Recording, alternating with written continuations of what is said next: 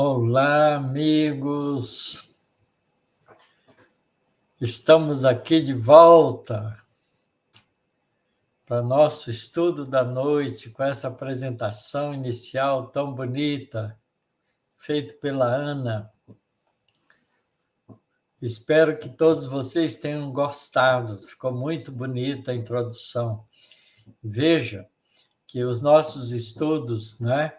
A Ana trabalha fazendo esses vídeos de apresentação, e a Ana mora em Santos, e eu moro aqui em São Carlos, e ela consegue fazer isso aí em sintonia com tudo que a gente vai realizando no trabalho, mostrando para nós que esse trabalho é um trabalho, né, feito com a orientação dos espíritos bondosos que nos auxiliam, porque a gente pensa que está fazendo por conta própria, mas, na verdade, os espíritos bondosos estão nos dirigindo, como Allan Kardec diz no Livro dos Espíritos, quando pergunta aos espíritos se eles influem em nossa vida, e os espíritos respondem: muito mais do que imaginais. Muitas vezes são eles que dirigem as vossas ações. E eu acredito que nesse estudo que nós estamos fazendo, a construção dos espíritos bondosos é presente todo instante. Então, é uma alegria muito grande a gente poder estar junto fazendo esse trabalho. Eu acho que deu algum problema na internet da Ana, mas já já ela volta aí e estará conosco. Espero que todos estejam ouvindo bem, né? Podendo acompanhar bem todas as imagens.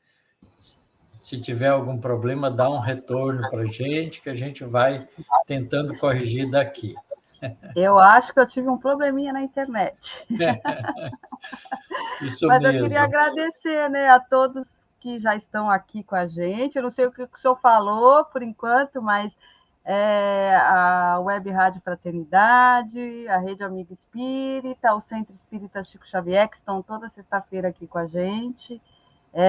Aos nossos amigos que já estão aqui, né, com a gente desde a Maria Lúcia, a Sandra, a Luciene, a Ana Sintra, Dedícia, a Brena, a Ângela, Francarlo, enfim, né, professor? Todos aqui, né? Desde cedinho, já nos colocando aqui a sua presença, né? Então, para não adiantar muito a hora devido a esse probleminha, vamos fazer nossa prece, professor? Vamos fazer nossa prece. Hoje, Ana, eu vou pedir você para fazer a prece inicial e eu faço a final. Tudo bem. Então, vamos lá. Então, vamos agradecer por essa oportunidade que Deus nos dá.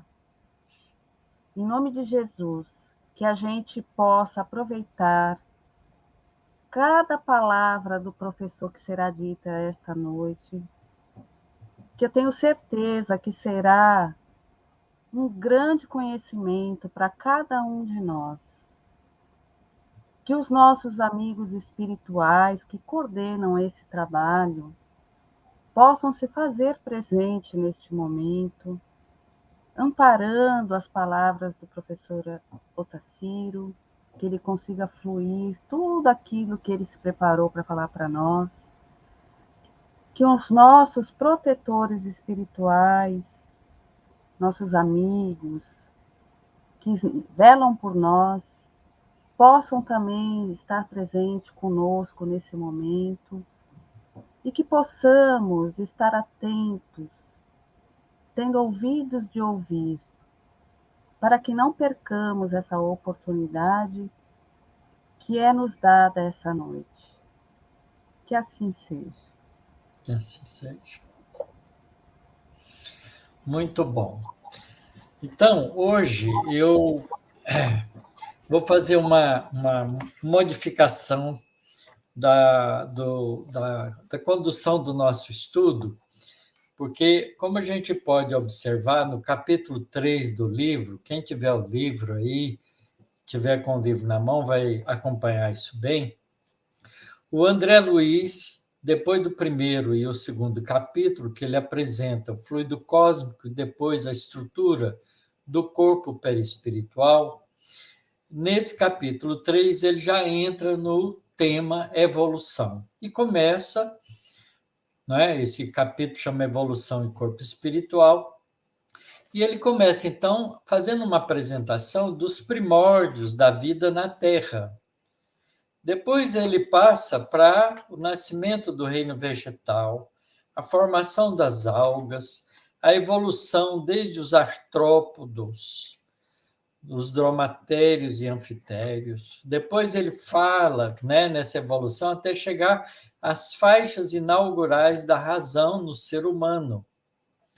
Aí ele fala de elos desconhecidos da evolução, porque muitos desses elos estão no mundo espiritual, porque a gente não evolui só no mundo físico, a gente evolui também no mundo espiritual e traz como espírito essa evolução para a vida terrena. E, finalmente, nesse capítulo, ele fala sobre a evolução no tempo. Então, para a gente poder acompanhar, e aí todos os capítulos da frente, ele vai falar sobre a evolução todo o tempo e relembrando esses conhecimentos que nós temos aqui no nosso mundo físico. Porque ele baseou esse estudo da evolução também nos estudiosos da teoria da evolução aqui no nosso planeta. De modo que seria mais proveitoso no nosso estudo se nós pudermos ter um panorama, né, da evolução. Como é que nós chegamos à lei de evolução e como é que isso se deu? Então, eu vou fazer isso. Eu vou apresentar para vocês uma breve história do conceito de evolução e depois começar a falar sobre a formação do sistema planetário nosso, para depois, então, apresentar os processos da vida e a evolução da vida no nosso planeta. Depois de a gente apresentar todos esses conceitos de evolução, a gente retoma o André Luiz, porque aí, na leitura que a gente vai fazendo de cada parágrafo, cada texto, a gente vai sabendo o que ele está falando, porque a gente já viu previamente, tá bom? Então, vamos lá. Eu vou apresentar para vocês aqui, não é, um PowerPoint que eu já tinha preparado sobre evolução, porque assim eu acho que todo mundo vai aproveitar melhor. Então, vamos lá, vamos fazer um curso rápido de teoria da evolução. Então, uma breve história do conceito de evolução. Então, a gente, quando olha para trás na nossa evolução, a gente vai ver na nossa civilização, a gente vai ver o seguinte, que o povo antigo, as civilizações antigas, tinham lá seus conceitos sobre uma série de coisas do universo e era muito mais com propósitos de ideias e crenças do que propriamente um conceito baseado em conhecimentos por observação, análise, como faz a ciência. Então, a gente pode começar essa breve história do conceito de evolução com as crenças pré-científicas. Então, antigamente, o entendimento do universo era baseado em conceitos mais ou menos sobrenaturais. Eram mitológicos, né? Eram assim fantasiosos, né? Que algumas dos seres humanos que nasciam e que tinham mais conhecimento, que eram espíritos um pouquinho mais adiantados, traziam essas ideias inatas, né? E colocando essas ideias, elas ganharam força no meio da civilização. Então, o entendimento do universo era baseado em conceitos imaginativos, sobrenaturais. Dois conceitos desses impediram por longo tempo o desenvolvimento do conceito de evolução. A primeira dela é que, e está baseado um pouco na história bíblica, né, na história do povo hebreu, né, que transferiu para o povo judeu, e que, por isso mesmo, israelita, e transferiu também para a civilização ocidental. A primeira delas é de que as espécies foram criadas, todas elas prontas, não é? Então, as espécies eram fixas. Quer dizer, não há uma ideia de que uma espécie podia evoluir e mudar características, formando novas espécies. As espécies eram fixas. Então, esse conceito de espécies fixas durou uma quantidade muito grande de séculos. A outra coisa é que a época da criação é também baseado no Velho Testamento, muito recente em relação ao tempo de existência da Terra. Hoje nós sabemos pela ciência que o nosso planeta tem 4,56 bilhões de anos. 4 bilhões e 560 milhões de anos. Mas a época da criação data, não é, da Gênese, do livro de Moisés. E na Gênese do livro de Moisés, a criação foi feita em 6 dias. No 7º dia, Deus descansou, e logo que ele fez o homem, pouco tempo depois, o homem perde o paraíso, que é a história do Adão e Eva, não é? E a ideia do Adão, a previsão, né, ou a data de existência do Adão é de 4.000 anos antes de Cristo, portanto, 6.000 anos de nós. Então, essa época da criação de 6.000 anos é contraditório com o tempo de existência da Terra, que é de 4,56 bilhões de anos. Então, esses dois conceitos, né, espécies fixas e a época da criação, criou uma dificuldade, né, para atingir, né, desenvolver uma ideia mais enriquecedora, mais científica. Então, a ideia da evolução. Então, no slide seguinte, que a gente vê aí,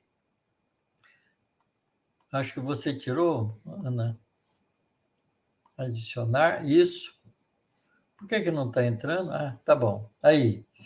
Então, a gente vai ver que, a partir do século II depois de Cristo, começou as ideias, não é, principalmente vinda do Egito e vinda também dos gregos, uma parte absorvida dos egípcios, não é?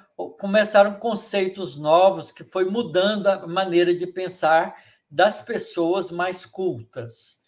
Então, a partir de Ptolomeu, por exemplo, no século II depois de Cristo, conceitos do tipo a Terra passou a era o centro do universo. O mundo orgânico e o inorgânico eram fixos pela criação. Nenhuma nova espécie aparecia desde a criação. Essas ideias foram todas endossadas mais tarde pela Igreja Católica Romana e também pela Igreja Católica, a Igreja Ortodoxa, não é? Que são as duas igrejas formadoras do cristianismo no nosso mundo. Então, essas duas correntes religiosas, que eram basicamente de origem comum, não é? Adotavam esses conceitos, que a Terra era o centro do universo, que o mundo orgânico e inorgânico eram fixos, foram criados por Deus do jeito que foi criado, e não mudava, nenhuma nova espécie aparecia desde a criação, não é? Então, essas ideias ficaram absorvidas por essas duas correntes religiosas e difundida através desse mesmo domínio que as religiões tiveram sobre a cultura humana. E, baseado nessa cultura, o tempo de criação foi estimado em 6.000 anos, que é a ideia do nascimento de Adão, né, que a gente extrai da Gênese bíblica, né, que significa que Adão foi criado 4.000 anos antes de Cristo e 6.000 anos de nós. Muito bem. Então, a gente viu que essas ideias, né, ficaram durante muito tempo. Mas a partir de um certo momento da nossa história, começou a existir uma mudança, porque homens se aventuraram a investigar as coisas, a analisar melhor as observações feitas na natureza, e começou então um processo de revolução científica. E a ciência, então, começa a prover um processo para as descobertas das leis naturais ou para observação, né, extração da análise dos resultados, princípios fundamentais que governam o universo. E o processo, esse processo inclui, não é? Porque esse é da teoria da ciência, formulação de hipóteses que podem ser testadas, a aplicação do empirismo ou a coleção dos dados para testar as hipóteses. O empirismo significa a observação dos diferentes fatos e a catalogação, a organização desses fatos em coisas semelhantes. E aí, então, com isso, com essa coleção de informações, coleção de dados, a gente podia testar hipóteses, né? E as hipóteses que eram mais bem encaixadas nos resultados, que explicavam melhor os resultados da coleção de dados, passavam a ser colocadas como leis. Então, a partir daí, essas leis eram testadas por outros eventos que podiam ser observados ou até gerados em laboratórios, e a descoberta dessas leis e depois as suas generalizações constituíam, então, o conteúdo do conhecimento científico. Então, essa evolução, essa revolução científica, não se deu de um dia para a noite. Ela foi sendo conquistada ao longo de vários séculos. Então, aqui a gente pode fazer uma revisão rápida dos homens que contribuíram para as ideias da evolução. Então, o primeiro deles, a gente pode lembrar aqui, é Copérnicos, que viveu entre 1473 e 1543, portanto, já lá no século XVI, século XV, XVI, que teve a coragem, né, observando as coisas astronômicas, de dizer que o Sol é que era o centro do universo e não a Terra. Mais tarde, né, em 1700 e pouco, entre 1707 e 1778, o Carolus Linnaeus, né, fez uma classificação hierárquica dos organismos, dividindo ele em vários níveis diferentes. E o último nível era exatamente o Homo sapiens. Então, essa classificação de Linnaeus fez uma revolução na concepção dos seres vivos. Mais tarde, ainda, mais ou menos nessa mesma época, na verdade, o Conde de Buffon, não é? Ele era um estudioso, tinha uma influência no meio onde ele vivia, e ele tinha uma ideia muito clara sobre a evolução na escala microscópica, na escala pequena, não é? Então, ele acreditava numa microevolução, quer dizer, algumas espécies, não é, que podiam ser observadas, elas pareciam ter, não é, seguir um processo evolutivo. Então, ele acreditava que poderia ter, em algumas espécies em particulares, em alguns pequenos animais, alguns insetos, poderia ter uma microevolução. Mais tarde, né, logo mais ou menos em seguida, 1731, 1802, o Erasmo Darwin, que é o pai do Charles Darwin, não é, era um estudioso também da natureza, era um cientista da natureza, e ele observa espécies que mudam através do tempo e pressagia o conceito de evolução. Mas ele não consegue muita atenção dos pensadores, não é? Mas essa ideia já foi colocada ali. Mais tarde, em 1744, entre 1744 e 1829, Chevalier de Lamarck, o Lamarck da teoria da evolução, fala sobre a evolução das espécies de acordo com algumas leis que eram fixas. Então, ele já caracteriza, não é? Tenta explicar por que a girafa tinha um pescoço comprido, etc. e tal. Então, essa ideia de evolução das espécies fica mais ou menos debatida entre a cultura humana. E de 1700, um outro indivíduo chamado Georges Cuvier, que viveu entre 1769 e 1832, fez uma estruturação da paleontologia, do estudo das coisas antigas, das coisas de pedra, dos fósseis, e montou uma teoria chamada catastrofismo. Isto é, que depois de uma catástrofe, espécies novas apareciam. Então, essa ideia dele, não é, já violava aquelas coisas que eram fixas, porque podia aparecer espécies novas depois de alguma catástrofe que destruía algumas espécies e apareciam outras.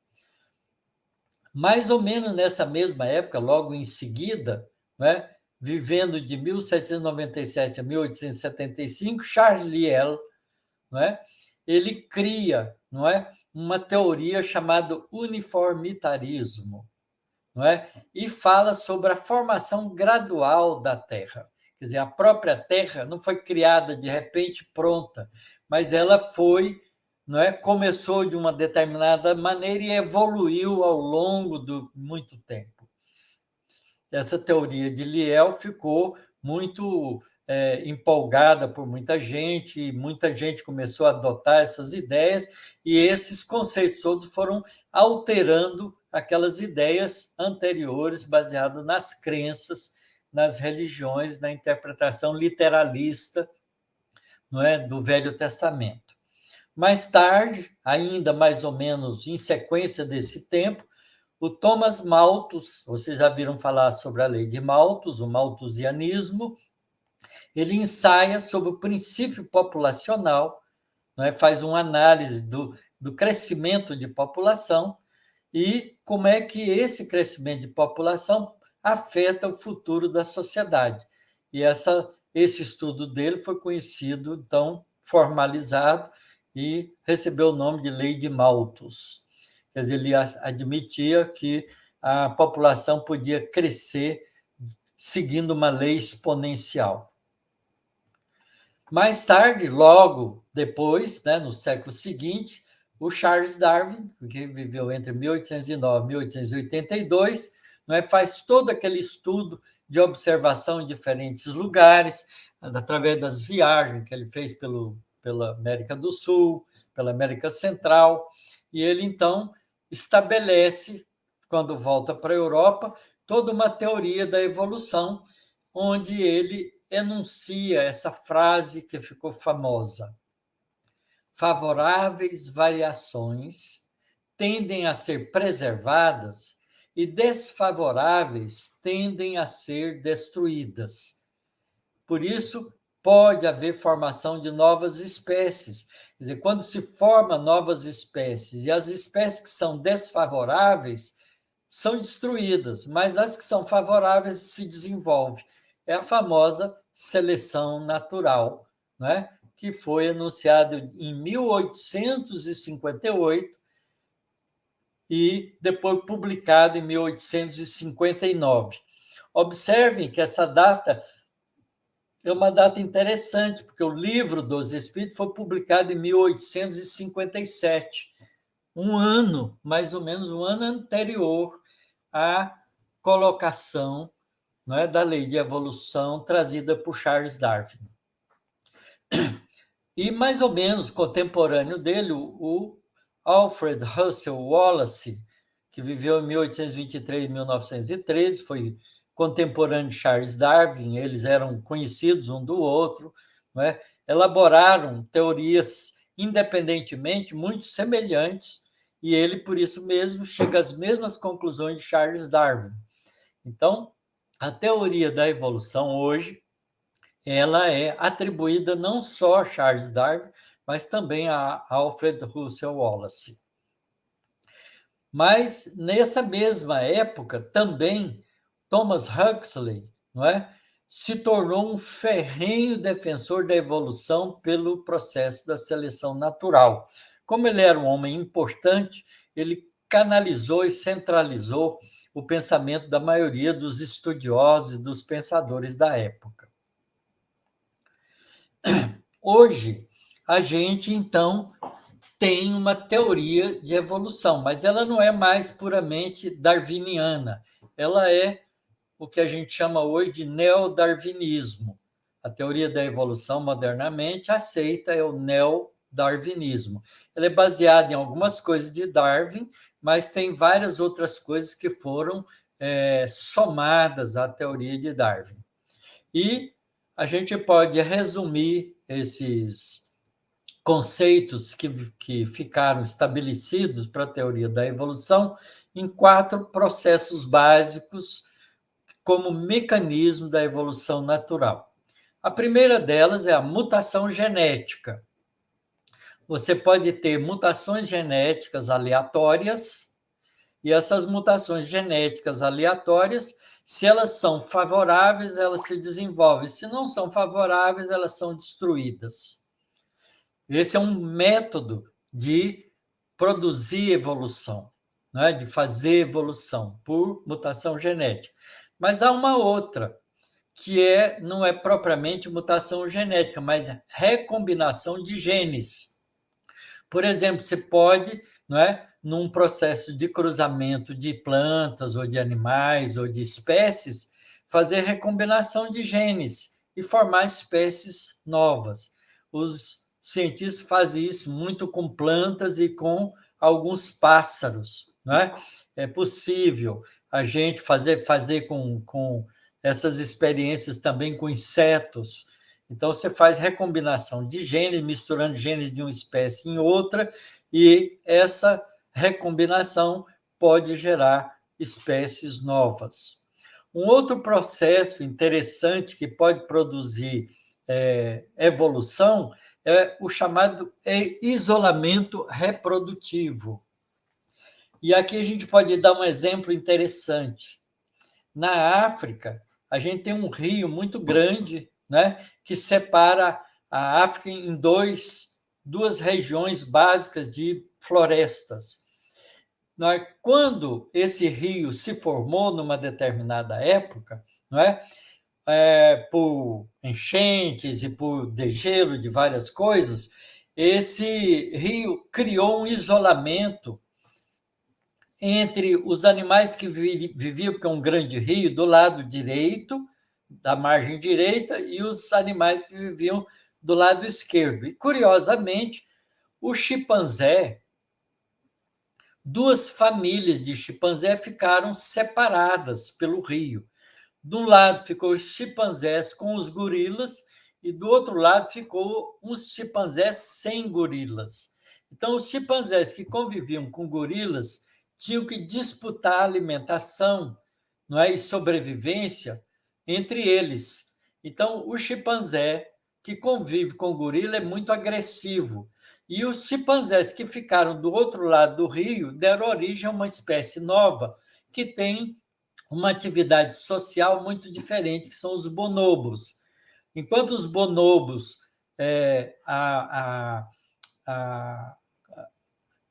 vivem como um matriarcado, quer dizer, as fêmeas é que têm um controle sobre a espécie, os chimpanzés do outro lado, que vivem com os gorilas, os machos é que são os machos alfa e que controlam a vida das espécies de chimpanzés. E eles, inclusive, têm guerras entre bandos, eles comem uns aos outros quando uma tribo de chimpanzé destrói ou ataca outra tribo de chimpanzé que tem líderes diferentes. Enquanto que os bonobos não fazem nada disso. Ao contrário, os bonobos se desenvolveram numa sociedade afetiva, muito mais suave, muito mais tranquila. Então, você veja que só esse isolamento reprodutivo criou espécies diferentes. A gente encontra esse tipo de coisa também entre pássaros que ficaram isolados e por causa de separação de ilhas, né, do continente. Então, os pássaros que ficaram na ilha, né, tiveram, cobras e outros animais, tiveram especialização, né, reprodutiva diferente e formaram espécies novas. Então, esse processo genético processo de isolamento reprodutivo é também um processo de geração de espécies diferentes. E, finalmente, a ideia central de Darwin, que é a seleção natural.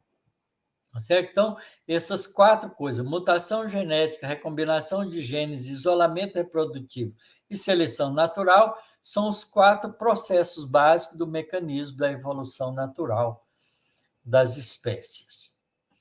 Vamos ver o que o pensamento cristão, não o pensamento bíblico do Velho Testamento, fala para nós. Porque, às vezes, a gente acha que, como a igreja, não é, que foi montada em cima do cristianismo, dominou todo esse conceito de ideias durante muito tempo, com aquelas ideias fixas, foi preciso da revolução científica quebrar essa hegemonia de controle da igreja.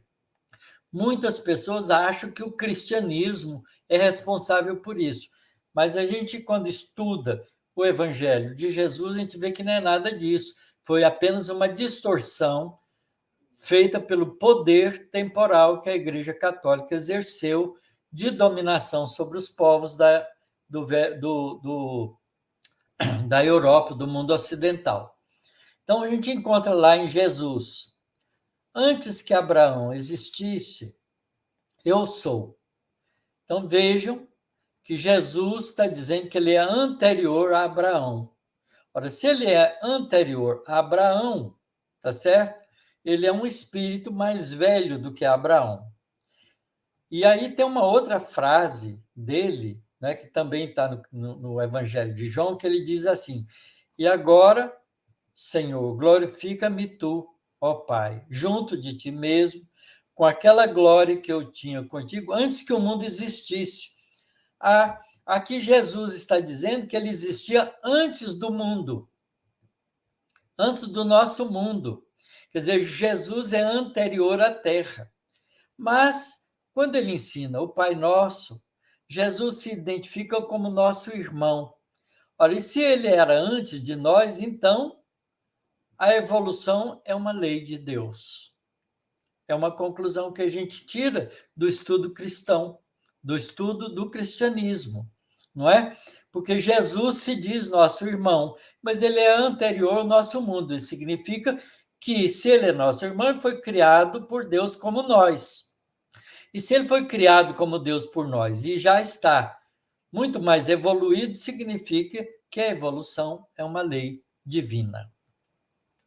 E aí ele afirma isso de outra maneira quando ele diz que a gente podia fazer o que ele fazia, muito mais até, mas para isso que a gente se esforçasse para ser perfeito, como perfeito é o Pai que está nos céus.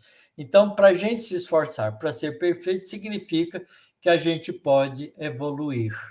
Portanto, o cristianismo é evolucionista. Muito interessante a gente ver isso. Aí a gente pode pegar o Livro dos Espíritos também e checar no Livro dos Espíritos algumas questões que deixam muito claro a lei de evolução. Uma delas é a pergunta 606.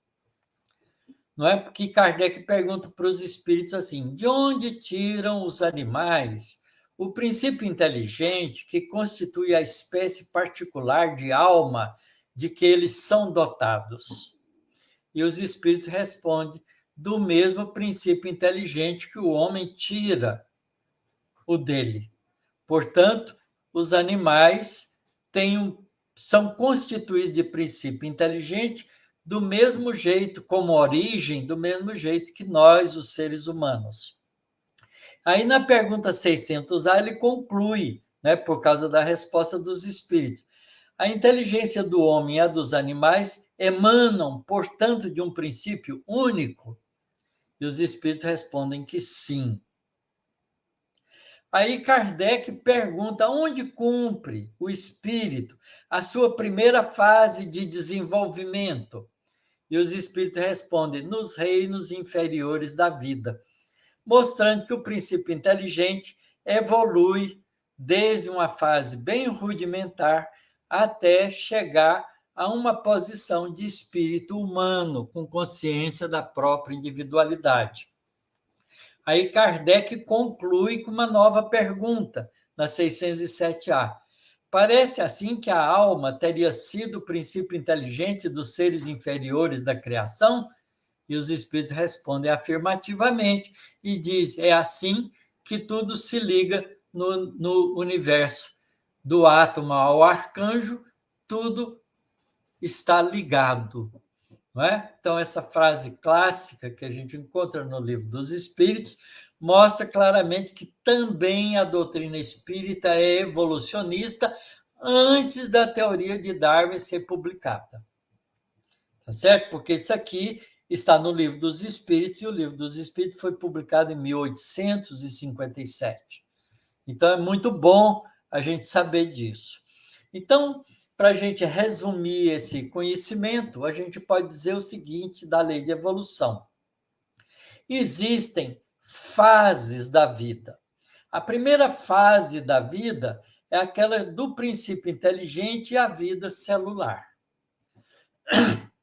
À medida que o princípio inteligente na vida celular progride, ele vai necessitando de uma vida mais complexa para continuar progredindo. Então, ele começa a agregar processos, não é, de pluricelulares até organizar indivíduos em espécies definidas. Então, a fase segunda importante é a de indivíduos em espécies definidas. Essas espécies definidas também evoluem ao longo de um caminho muito temporalmente muito longo, até atingir a fase da vida humana. Então, as fases da vida podem ser divididas assim em 3 grandes grupos: princípio inteligente, vida celular; indivíduos em espécies definidas com princípios inteligentes sofisticados; e, finalmente, a vida humana com princípios inteligentes tornado espíritos propriamente dito. Tá certo? Então, veja que é essa ideia que o André Luiz vai explorar no livro Evolução em Dois Mundos, porque ele vai falar sobre a evolução não só da vida, mas também evolução da vida espiritual. Então, da vida nas suas 2 fases, a vida espiritual e a vida física. A evolução das espécies, do princípio inteligente formando e desenvolvendo as espécies, e das espécies atingindo a fase de consciência da própria individualidade, passando a vida humana. Tá certo? Então, nesse contexto, o processo repetitivo que permite que o princípio inteligente vá acumulando experiências é a lei da reencarnação. Então, ao surgimento da vida, primeiro, depois o surgimento da vida na vida celular, logo vem, em função da perpetuação dessa vida, a divisão celular, onde a célula pode multiplicar-se em 2, dividindo, fazendo uma outra célula nova, não é? Para que o princípio inteligente possa continuar no processo experiencial. Não é? Então, passa a ter o nascimento da célula e a morte da célula. O nascimento representa a interiorização do princípio inteligente no organismo celular, e a morte representa a saída desse princípio inteligente da vida celular para poder, né, se adaptar depois a uma nova vida celular, mas levando para ela aquilo que ele já conquistou de experienciação. Então, para que isso aconteça, a preservação do princípio inteligente com a sua propriedade mais fundamental, que é arquivar experiências. Então, essa é uma das características do princípio inteligente. A palavra inteligente tem que estar associada a isso. A inteligência arquiva experiências. Então, mesmo rudimentar, o princípio inteligente ainda rudimentar, nos primeiros processos da vida, ele já é capaz de arquivar experiências. Então, arquivar experiência significa criar memória. Muito bonito isso. Então, a lei da reencarnação tem um papel muito importante nesse processo, não é? Que é importante que a gente compreenda isso, não é? Que a gente tem um princípio inteligente, não é? Já sofisticado como espírito, porque já adquiriu consciência da própria existência, da própria individualidade, ganhou com isso a propriedade da vontade, do livre-arbítrio, de fazer escolhas, de selecionar das experiências que teve aquelas que ele quer repetir ou não quer repetir. Então, é muito importante a gente compreender esse processo que vai ser explicado detalhadamente por André Luiz no livro Evolução em Dois Mundos. Muito bom. Então, eu queria ainda, não é, gastar mais um pouquinho do tempo que a gente tem aqui para falar um pouco sobre como é que isso se dá no universo, porque isso que acontece na Terra não acontece só na Terra. Então, eu queria mostrar para vocês aqui, primeiro de tudo, uma galáxia muito bonita, chamada Galáxia de Andrômeda.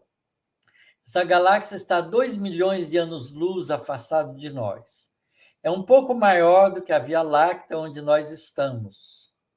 As galáxias podem ser consideradas como verdadeiras ilhas de matéria, gases, estrelas, poeiras cósmicas, etc. Ok? Então, nessas galáxias, como há muitos gases, né, muita nebulosa de matéria cósmica, pode nelas estarem se formando sistemas planetários, tá certo? E nós hoje, na nossa galáxia, a Via Láctea, nós estamos encontrando uma quantidade imensa de sistemas planetários já formados, e alguns em formação, detetado pela astronomia moderna, pelas observações desses telescópios maravilhosos que a gente tem em órbita, como James Webb, o Hubble e outros que vão sendo colocados. Os cientistas já estão pensando em montar um telescópio imenso. A China está querendo fazer isso, montar um telescópio imenso na Lua, para observar da Lua o nosso céu. Porque, como a Lua não tem atmosfera, a gente pode montar um telescópio bastante grande lá, com a capacidade de aumento fabulosa, para poder observar mais longe ainda do que a gente tem observado com os telescópios modernos. E a gente vai descobrir novas coisas. O nosso futuro é promissor e lindo. A gente vai fazer avanços espetaculares no conhecimento da natureza. Muito bem, mas a Andrômeda é apenas uma galáxia, tá certo? Olha aqui, o tanto de galáxia que a gente tem. Aqui tem 3 tipos de galáxia espiral. Tem a espiral a espiral B e a espiral C. Elas são espirais, mas a densidade ou a abertura dos braços espiralados são diferentes.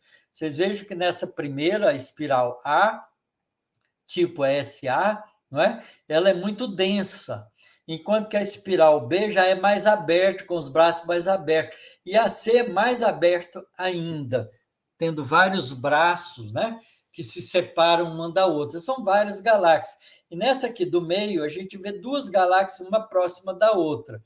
A gente chama próxima aqui, mas a distância de uma galáxia a outra aqui são alguns milhares de anos-luz. não é? Muito distante. Uma galáxia dessa tem um diâmetro de ponta a ponta da ordem de 100 mil anos-luz, 200 mil anos-luz. Não é? A nossa galáxia, a Via Láctea, tem 100 mil anos-luz de diâmetro.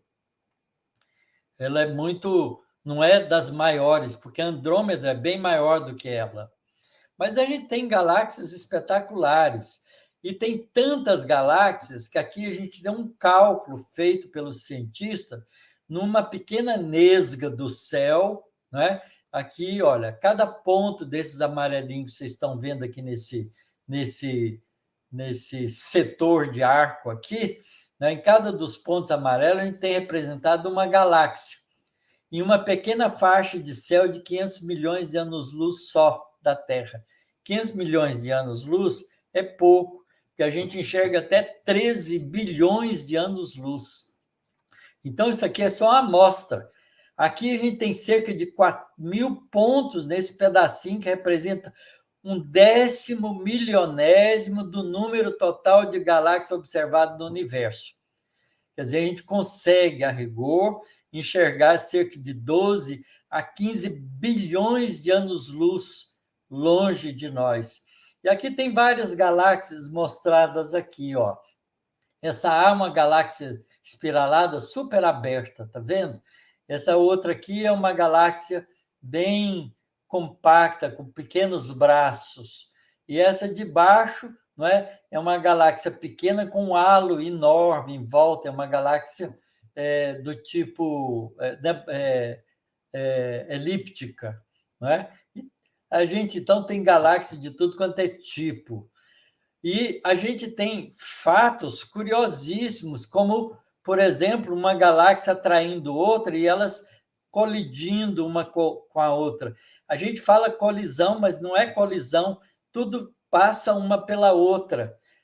E age com efeito gravitacional uma sobre a outra, mas as estrelas são tão distantes umas das outras que elas se interpenetram sem colisão de estrela com estrela. Tá certo? Mas é muito bonita essa imagem mostrando como as galáxias podem interagir. Aqui a gente tem uma representação da nossa Via Láctea. Ela é uma galáxia espiralada, e a gente está vendo ela meio de lado, parecendo, olhando assim ao longo de uma pizza, né, que estivesse deitada.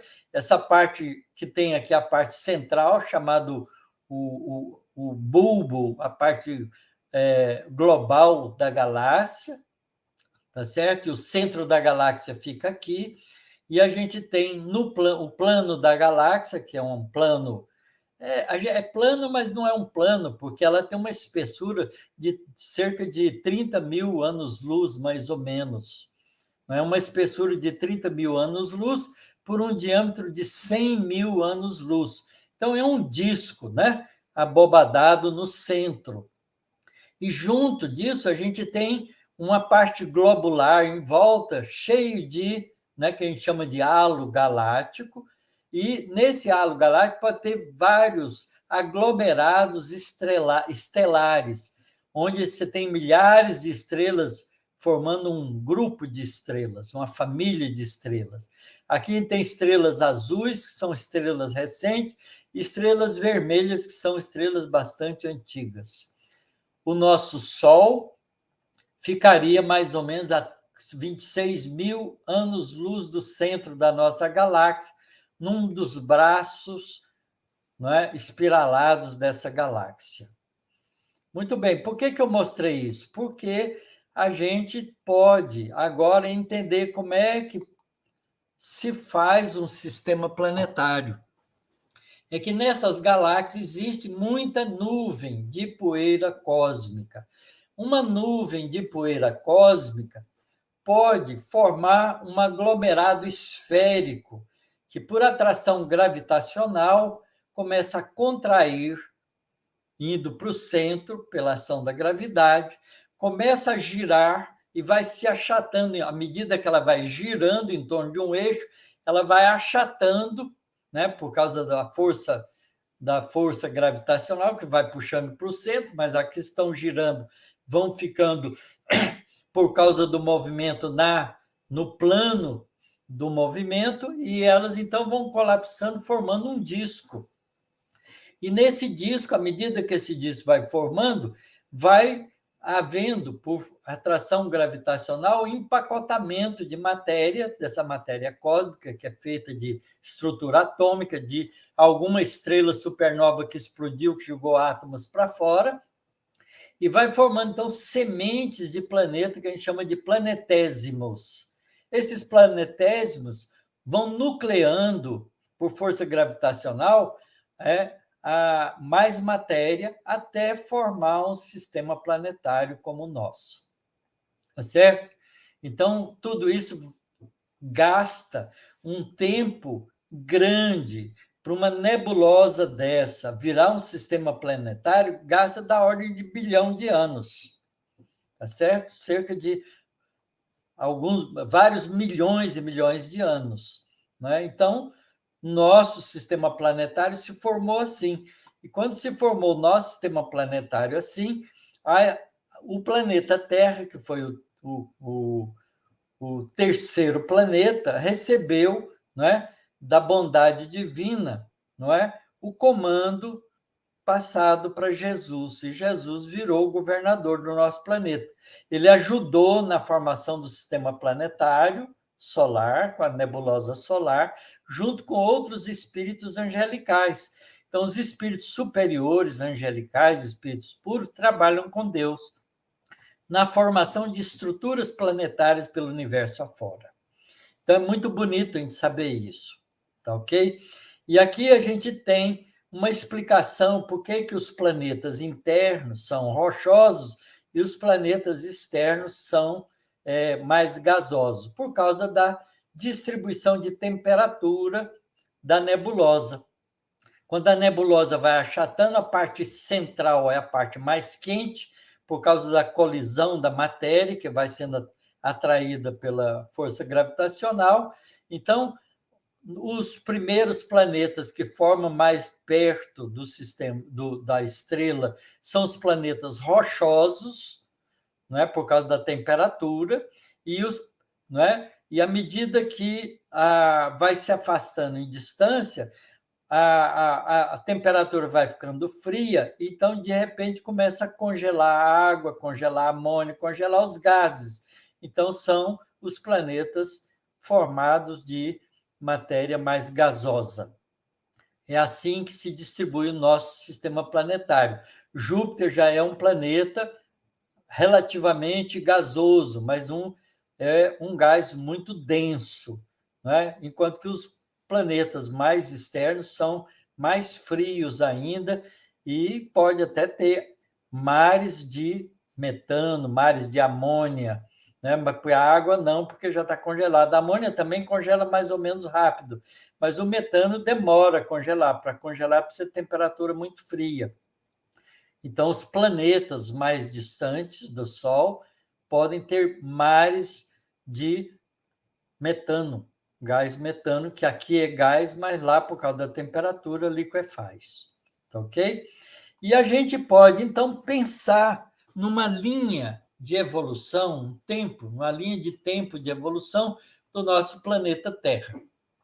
O nosso planeta Terra era um disco de matéria ainda semigasosa que condensou pela força gravitacional, grudou um monte de pedaços de asteroides, de tudo que a gente vê aí como a gente chama hoje de asteroide, esses pedaços grandes de matéria foram aglutinando e formaram um planeta muito quente inicialmente, que foi, ao longo do tempo, esfriando até criar, né, depois de algum milhão, 1 bilhão de anos depois da sua formação, começar a criar mares e crosta terrestre. E a partir daí a vida começa a se desenvolver e evoluir ao longo da evolução também do planeta, porque o planeta também continuou evoluindo. Os continentes antigamente não eram como nós hoje, até chegar a essa fase que nós estamos aqui mostrando, que é a fase atual nossa. Mas o nosso planeta vai continuar evoluindo ao longo do tempo até ser encoberto pelo Sol um dia, porque o Sol também vai esfriar, vai dilatar em tamanho e vai engolir o nosso planeta.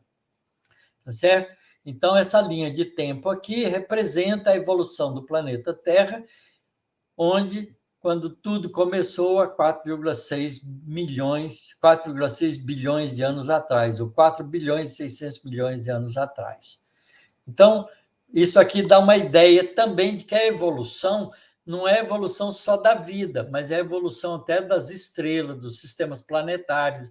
Tudo no universo evolui. Então, a evolução é uma lei divina. Então, vamos parar por aqui, que eu já falei muito, e vamos conversar um pouquinho, pelo menos. Professor, eu acho que o pessoal está igual eu aqui, está tentando assimilar todo esse conhecimento, né? Eu vou tentar até, como ninguém perguntou, vou tentar até elaborar essa coisa que está aqui, né? Fervendo. Pela ótica material, a gente consegue entender essa evolução, né? Que aí vem o princípio. Isso. Primeiro preparou todo o nosso sistema lá, que esquentou primeiro, depois esfriou, né? Até chegar no ponto onde conseguia ter algum princípio inteligente, e assim foi indo. A mudança pela ótica material, a gente conseguiu ver aqui, né? Mas veio uma questão aqui para mim. Primeiro, tem as mudanças material para receber o espírito, ou essa correlação não existe? Porque. Não, eu acho que você já entendeu a dúvida aí. Eu já entendi a pergunta. A É. gente pode pensar de duas maneiras, Ana. E há duas maneiras de pensamento aí. Primeiro é o seguinte: um planeta em formação não tem as condições adequadas para abrigar a vida biológica. Quando eu falo vida biológica, estou falando da vida física, tá certo? Então, os princípios inteligentes não conseguem se expressar porque não têm condições ainda apropriadas para isso. Mas os espíritos que já evoluíram em outros sistemas planetários podem utilizar esse mundo transitoriamente. Então, são dois processos. Um é o desenvolvimento da vida com a evolução do princípio inteligente no planeta, e o outro é o aproveitamento na formação do planeta por espíritos já esclarecidos, evoluídos, que usam esse planeta temporariamente. Ok? Então, essas duas coisas podem acontecer. Não sei se eu respondi a sua pergunta. Não, sim, é porque assim, aí por isso que é infinito, então, porque sempre vai existir os mais evoluídos, sempre vai existir a formação de novos planetas, e sempre Isso. vai ter alguém evoluído e um espírito mais evoluído que vai usar esse planeta para criar novos princípios inteligentes e a partir dali retomar o processo.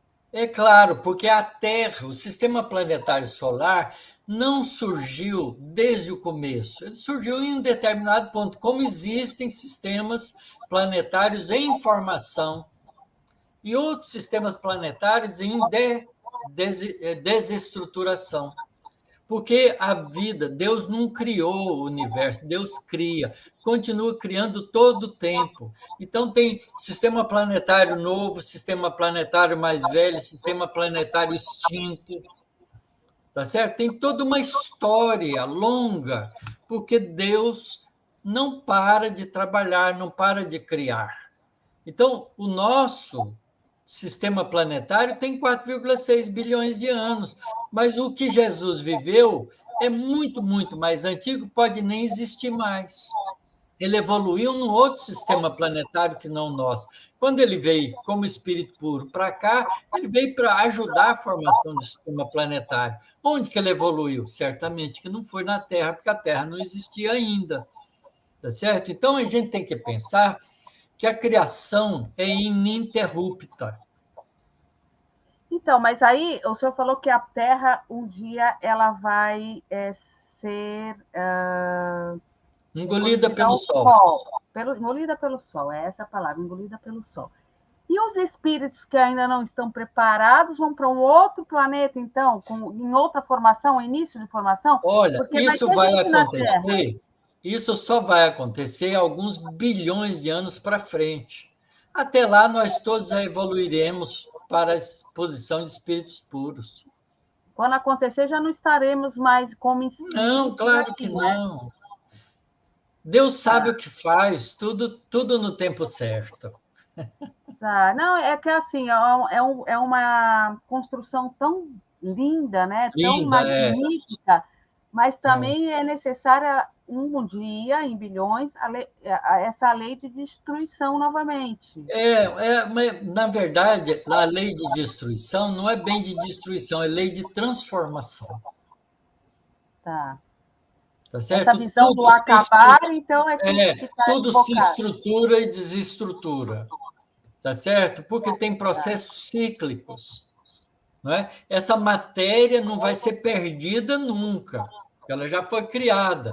Então, quando o Sol, né, inchar e ficar muito grande, ele pode, em algum momento, sofrer um processo de explosão e jogar matéria cósmica para fora de novo, que vai ser reciclada num outro processo.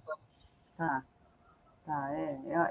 É a roda, né? A roda É a da vida, que roda. não é no tempo que a gente conhece, é um outro Isso. tempo, é um outro A gente pode período. dizer, sim, que tudo é cíclico na criação. Tá. Então, E a tá. lei Então, de reencarnação se ajusta perfeitamente nesse processo cíclico. Nascer, morrer, viver, morrer, renascer ainda, progredir sempre. sempre. Então, vamos lá. Então, essa conversinha já gerou perguntas aqui. Então, a Ângela Sancho disse assim: professor, esses espíritos que habitam provisoriamente são exilados de um outro planeta? Olha, isso depende. Se o planeta estiver na fase de formação, geralmente não é o caso, porque espírito em exílio, ele precisa de ir para um planeta que lhe dê condições de continuar progredindo de alguma maneira. Então, não é o caso. Mas os espíritos bondosos, espíritos puros, podem fazer cidades espirituais num planeta de transição desses que ainda não têm formado a vida, provisoriamente por um tempo para realizar trabalhos na vizinhança. Não é porque tudo no universo trabalha. Os espíritos trabalham. A gente pensa que a Lua é inabitada, mas a Lua pode ter colônias espirituais onde os espíritos a utilizam para os trabalhos realizados na Terra e provavelmente em outros planetas da vizinhança, se for o caso. A Lua não tem condições de abrigar vida biológica como a nossa, mas pode abrigar vida espiritual, porque o espírito não precisa da matéria senão como um pouso, como um processo de localização temporária. Opa, coloquei errado aqui, professor.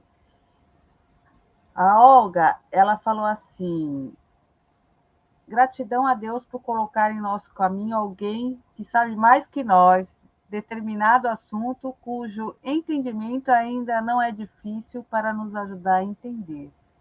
Gratidão Mas, aos três terrenos.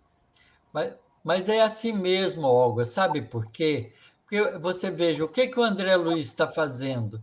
Está trazendo informação do mundo espiritual para nós, como um espírito que aprendeu lá e trazendo para nós. E não custa nada para mim que gosto de estudar, aprender essas coisas para passar para frente também. Então, isso é um ciclo de troca. Você, na sua posição, Olga, pode ajudar muita gente com seus recursos também. É como eu disse da vez passada, todos nós somos elos de corrente, uns ajudando os outros. O elo da corrente da fraternidade. E a Rosângela Maria Andrade, ela disse assim: assim: boa noite, professor. Podemos entender que quando surgiu a vida no planeta, também surgiu o princípio inteligente? A vida é a manifestação do princípio inteligente. Então, quando surgiu a vida, é porque o princípio inteligente já estava trazido para ali.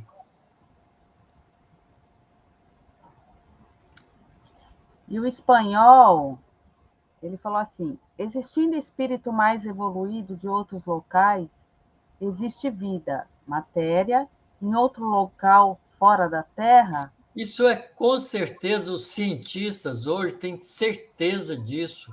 Eles estão procurando planetas com com vidas, procurando vidas em outros sistemas planetários, porque eles estão convencidos de que existe.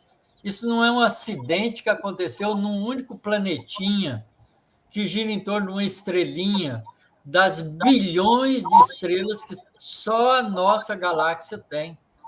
E as outras galáxias? É claro que a vida é abundante no universo.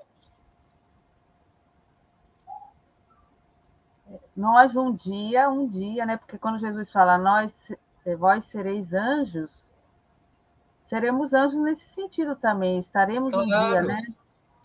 Procriando outros planetas, participando, eu espero, né?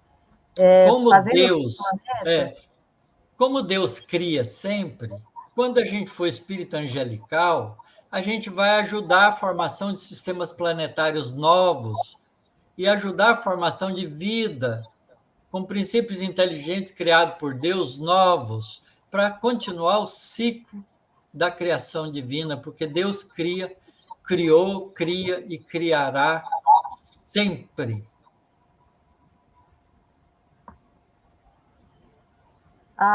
O Fran Carlos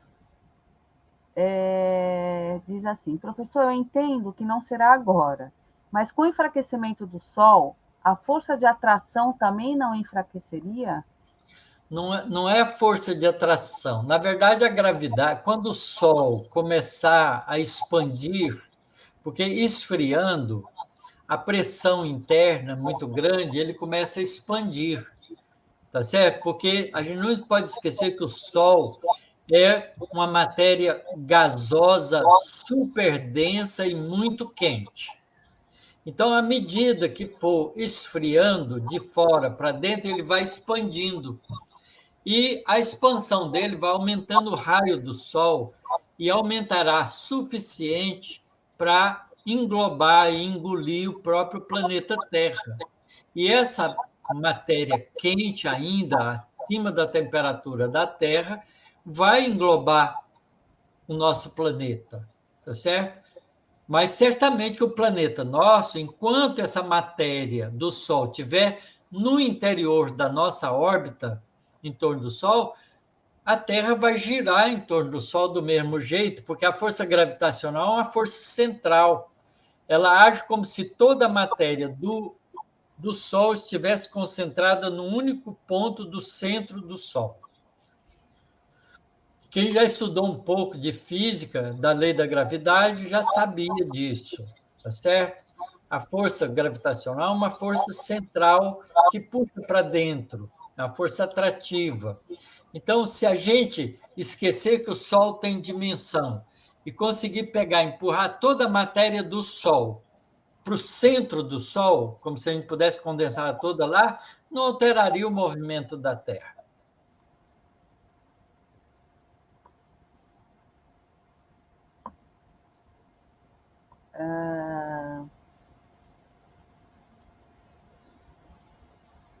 A Maria Marchiori disse assim: quando um princípio inteligente de um animal desenvolvido aqui na Terra evolui e passa a se tornar espírito com consciência de si, ele reencarnará em outro planeta e não na Terra? Certo? Certo. É certo. Sabe por quê, Maria Macchiori? Porque a Terra já não tem os elos entre os animais e o ser humano. Eles foram extintos da Terra. O homem pré-histórico não existe, então não existe um elo natural para o desenvolvimento. Esse elo foi quebrado com a evolução. Então ele terá que ser levado para um planeta onde o hominoide estará em formação. Agora, professor, isso é tanta grandiosidade, né? Vendo o senhor colocar, ensinando essas coisas para nós, é muita grandiosidade. A gente ainda não tem essa capacidade, perde tempo com coisas que perto disso tudo fica tão pequenininho, fica nada, né? As situações. É uma grandiosidade isso tudo, né?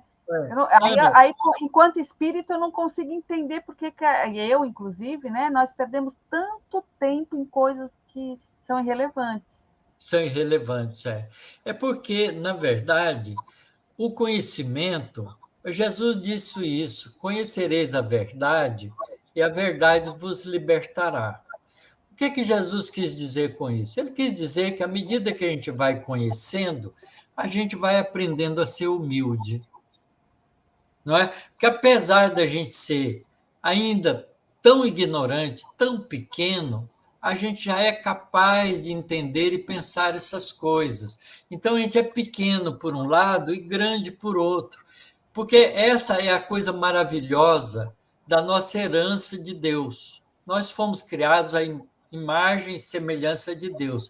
O que significa isso? Significa que nós somos seres inteligentes e que teremos capacidades incríveis de manipular as coisas com a nossa inteligência. Mas só poderemos fazer isso quando a gente descobrir que a gente é apenas filho de Deus.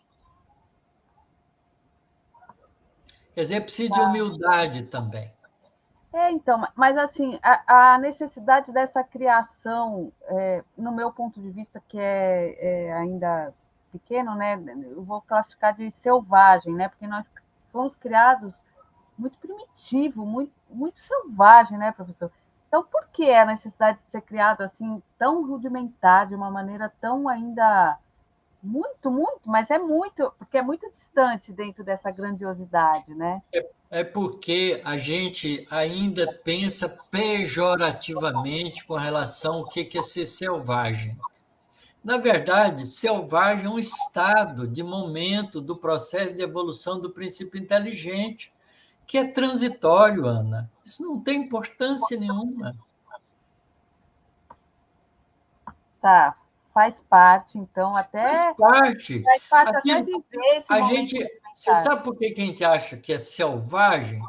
Porque eles, para se alimentar, eles têm que matar, não é? Porque a gente não acha selvagem os animais que não precisa matar para comer. Sim, então, essa Então, você vê que é um necessidade ainda, né? conceito, isso é um conceito ainda preconceituoso nosso. Tá. Não, Quando a mas gente então, compreende os elos do processo de evolução, a gente acha perfeitamente natural. Isso é um processo de crescimento e aprendizado, de enriquecimento de experiências. tá, faz parte da nossa. A gente precisa ter esse histórico, né? Isso. Esse histórico mais rude, mais É, rudimentar, para entender até a sutileza quando a gente é, alcançar também, né? mas que a gente não acha rude quando a gente está lá. A gente só acha rude depois que passou daquele estágio. Tá. É É. como se você, não é, criticasse o fato que você foi beber, que você se sujou sem controle, fez xixi sem controle, mas isso faz parte do processo natural de evolução. Agora, isso não acontece com você, que você sabe se cuidar. Mas quando fica velho, a gente pode repetir essas experiências que as pessoas olham com asco, mas que faz parte do processo até de envelhecimento. Você veja que a gente tem que olhar essas coisas com naturalidade, que faz parte de um processo de crescimento espiritual. Nossa, o senhor mudou todo o conceito meu agora, porque realmente, Quando o senhor colocou esse exemplo aí, o senhor mudou todo o meu conceito É de verdade, mas é assim que porque é. realmente, como é que eu, né? Para mim é um processo super natural, uma criança aí que ainda não conseguiu, né, entender. Então já não é mais barbárie, já não é mais selvagem, já não é mais cruel, né? É. Faz parte de um processo natural de evolução, né? Agora você veja, o leão, quando ele quer acasalar e encontra uma fêmea que tem filhotes, ele mata os Mas, filhotes filhote, para poder a fêmea ficar saudosa dos filhotes, entrar no cio e ele fazer os filhotes dele. Aí você fala assim, mas isso é uma barbaridade. Mas olha, quem é que mata leão? Ninguém. Ele é o próprio predador de si mesmo para fazer controle populacional. É um sistema de dupla utilidade. É natural, faz parte do processo da vida do leão. E a gente chama isso de selvagem. porque tem o apego também, né, professor? Porque aí quando a gente entra na questão emocional, né, a gente tem esse apego É, daqueles que estão ao nosso redor, né, daqueles que estão com a gente, né? é. Então, assim, Mas, mas se olha, é. Mas quando a gente vê que isso é um processo transitório, que vai deixar de existir porque tudo evolui, fica natural. olha, falando assim com o senhor, eu estou sentindo agora, mas depois que eu sair daqui, eu já esqueci, já ficou apego de novo. Depois você vai pensar, É, medita nisso. tá, não, mas deu para compreender, deu para compreender. É, aí a Patrícia, ela coloca assim: quando uma espécie é extinta, o princípio inteligente migra para outra para continuar a evolução? É exatamente isso que acontece, Patrícia. É assim mesmo. A extinção significa que aquele elo não é mais necessário.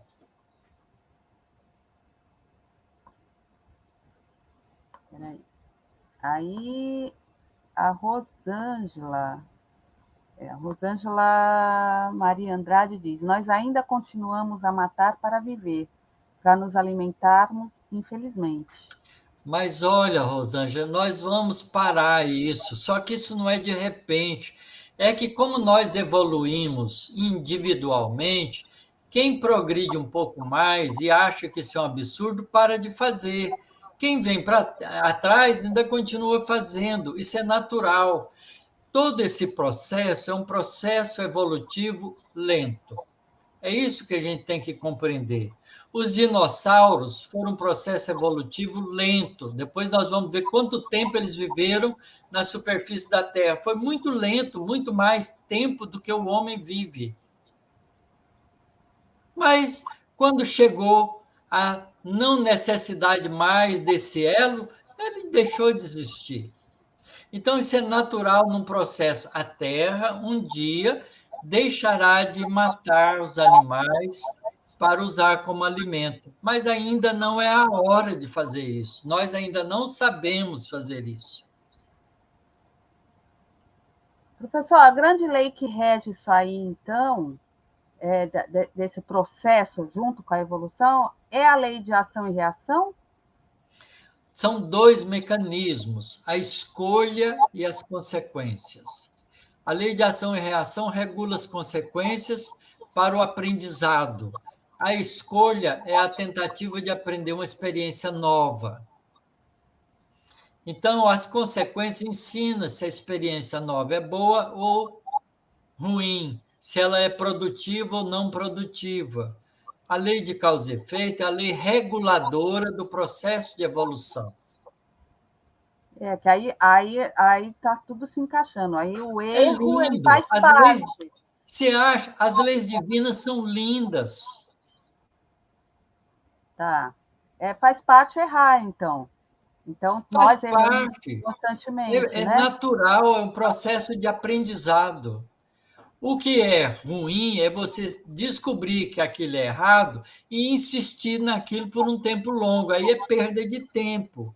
Aí cria sofrimento desnecessário. Isso é que é ruim. Tá. É olhar até os erros de maneira diferente, olhar aquele que erra de maneira diferente. Eu olho isso para mim. Porque aí mesmo os erros mais considerados mais no nosso olhar Absurdos. ainda selvagem, né? No nosso olhar É. ainda ignorante, ainda é porque faz parte mesmo do processo, né? E ter paciência. A cristalização, a teimosia no erro é que é falta de inteligência. Tá? Aí entra também, por isso, o pedido de Jesus do perdão, É, porque é por isso que, inteligente o perdão, né? por isso que Jesus mandou perdoar 70 vezes, 7 vezes, porque vai errar muitas vezes. Como assim como nós ainda, né? Cada um de nós, É, né? Todos nós. Então, você tem que ficar olhando, aí tudo se encaixa, né, professor? A parte disso tudo que o senhor falou aqui da evolução, junto com os ensinamentos de Jesus, eles se entrelaçam, né?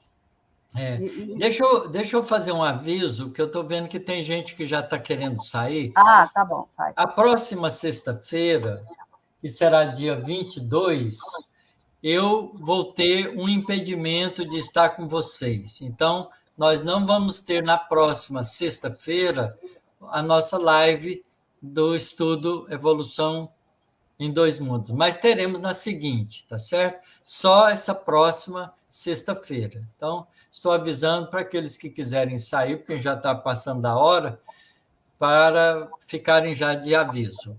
Aproveitem esse tempo e estude de novo esse capítulo.